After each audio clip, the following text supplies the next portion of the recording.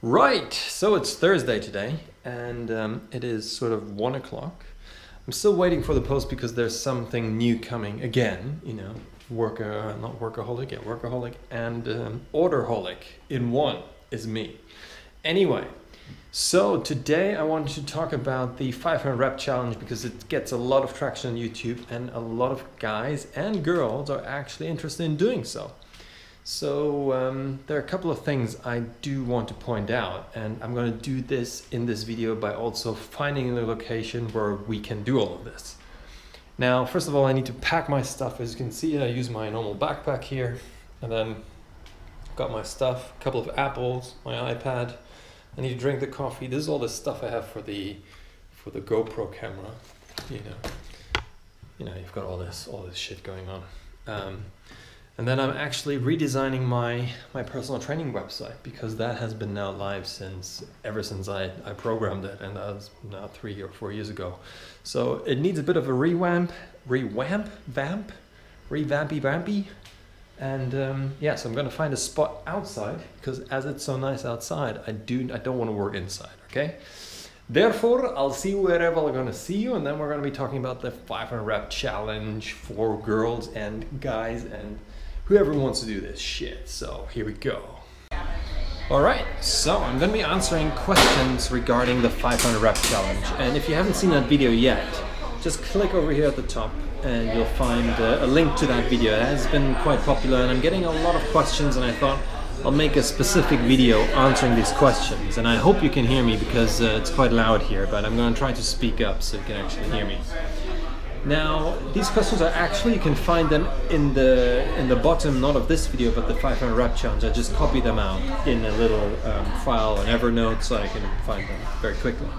So the first question comes from Untitled, I think that's her name. And she's asking, is this challenge suitable for women, first of all?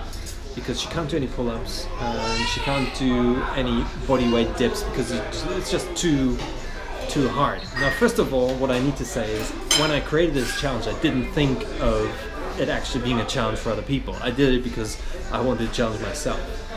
Now, I actually went into the gym, and you can find some videos here somewhere where I give you some alternative ways of doing this challenge. So first of all, for example, the dip, which you can see here, is I would start by standing actually on the floor and pushing yourself up, and then having a rest and pushing yourself up. That's sort of one way of how you could do the dip. It's sort of like a jumping dip. Or you could do this, you can take 2 chairs and do it between 2 chairs.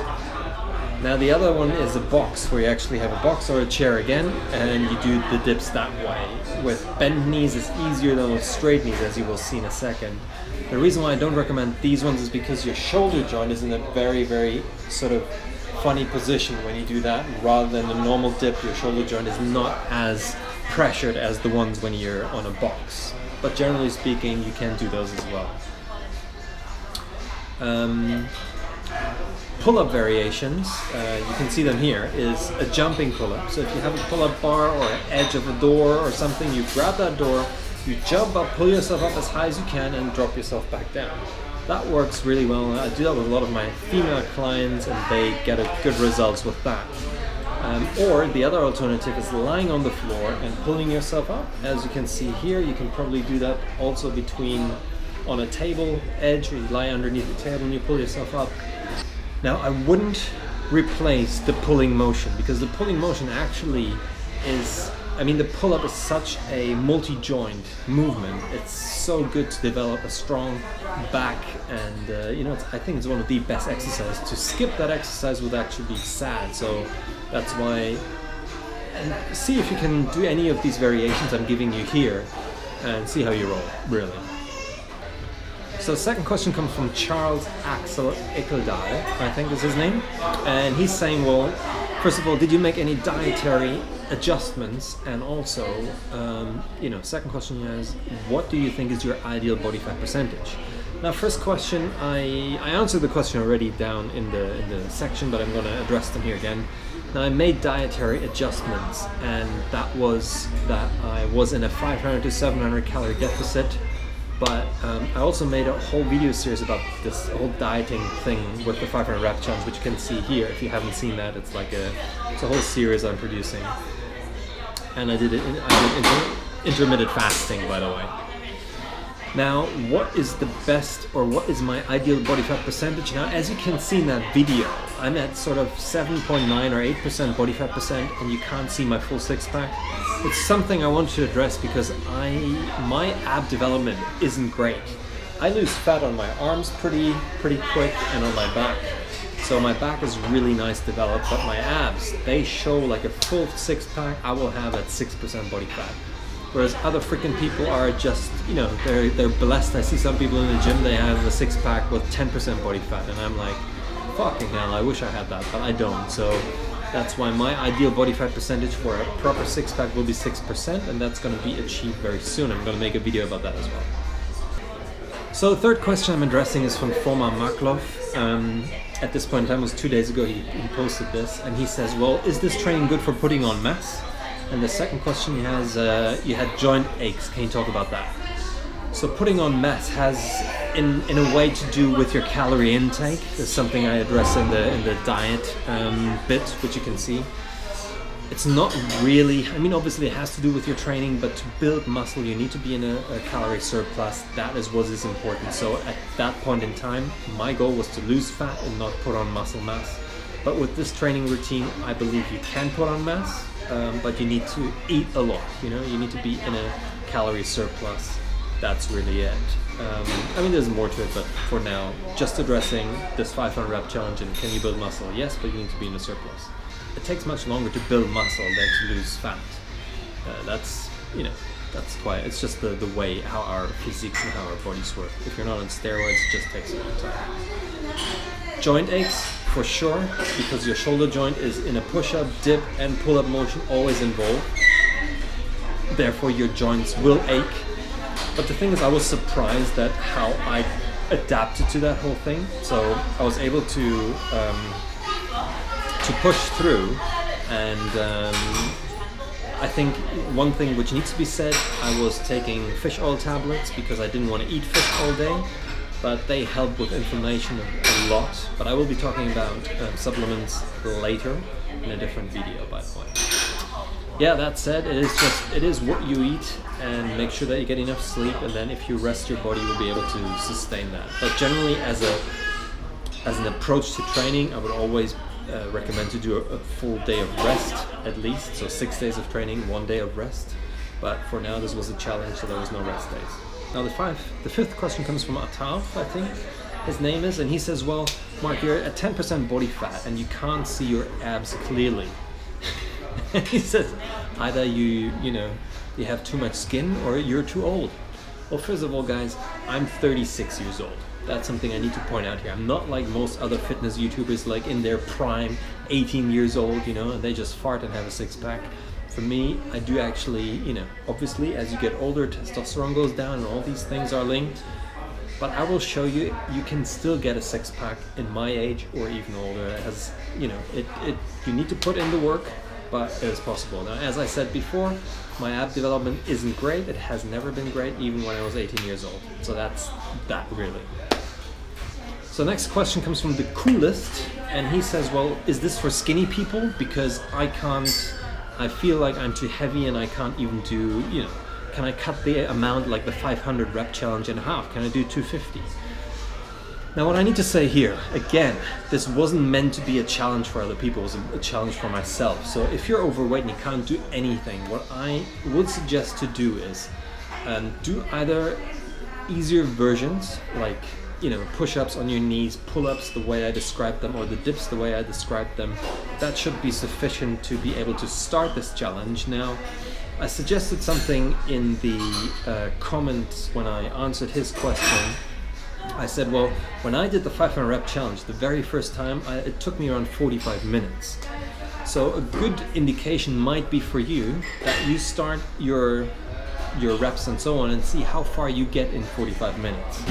And then, you know, maybe that's a good way of doing it. But halving the amount, or even, you know, do a third of it, start slow and, you know, push yourself further. like I said, this isn't a protocol which I would normally recommend, but if you do want to give it a try, that's the way I would do it. The seventh question comes from Zacharias, and he says, well, is this good to lose weight? And I'm underage, I'm 17 years old. Should I be doing this? Now, first of all, like I said loads of times, I'm going to repeat myself just that you guys get the point. This wasn't meant to be a workout program for people. This was a challenge for myself. Now, if you're new and this is something you want to start for losing weight, I wouldn't recommend doing this, because it is going to be too much strain on your body. As a beginner, you're going to be shattered in the very first 2 days, and you're going to do more harm to your body than good. What I would do is, if I'm a beginner, I want to lose weight, I would focus on body weight exercises and compound body weight exercises, like, for example, the push-ups you've seen, burpees, squats, lunges, sit-ups, all these things which get your whole body involved. And don't do just a biceps curl, right? That's not how you're going to lose weight, guys. And watching your diet, obviously, again, I'm gonna refer to my little diet series. That is freaking important that you stay on track with that, because that is one of the main reasons why I lost weight, is not only the exercise, it is really what's going in here. Is it suitable for someone who's 17 years old? Yes, you're in your prime of developing a very strong body, so it's, if you're not 13, you're not 12 years old there, it's different for kids. But if you're like 16, 17, 18, it's a good time to start. And this is definitely a good thing, definitely, because it's body weight only. So the next question comes from Crown Fox, and he's saying, well, how did you recover your muscles so fast every day? Well, I talked about this recovery also a bit earlier before. Now, what you need to know about recovery is, genetically, some people are able to recover fast and some people are able to recover slowly. I'm in the bracket of, because I took a DNA test and I'm a fast recoverer. So that's the first benefit I had. But then said, I was freaking sore, I'm not gonna lie. I mean, my shoulder joints, my elbows, especially elbow joints, they started hurting after all these repetitions. So what really helps is making sure you get enough protein in, that your diet is on point. Don't eat any chocolate, any shit, really eat good food. I supplemented with fish oil, because omega-3 is proven to reduce inflammation, and that really helped me, because I didn't want to eat fish every day. So if I didn't eat fish, I took some fish oil tablets, but that's really it. Yeah. And then you just need to see how your body recovers. I mean, it's just part of the challenge, really. Last question I'm addressing is going to be from Fiona De Leona, and she says, well, you should be hitting the floor with your chest every time you're doing a push-up motion. Now, Fiona, the thing is with that, it really depends on what are you training for. I've been training, or in the training business, or educating people now since 20 years. And it isn't the right form. Doesn't mean to say you have to touch the floor and push up. It's one way of doing a push-up. Some people aren't able to go all the way down because they have limitations in shoulders and elbows. Obviously I don't.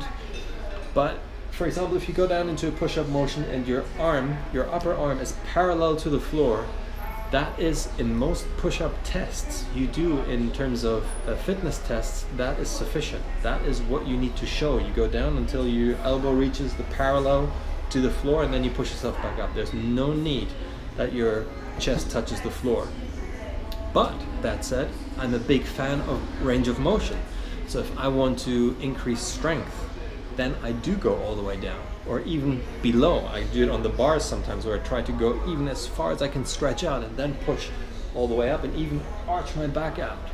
So you have a point, but my point is, it depends what you're training for. And again, this challenge wasn't about, increasing my range of motion or that. I wanted to get through the motion and make sure that I was in good form. Good form for me is a push-up that like I said, my upper arm is parallel to the floor.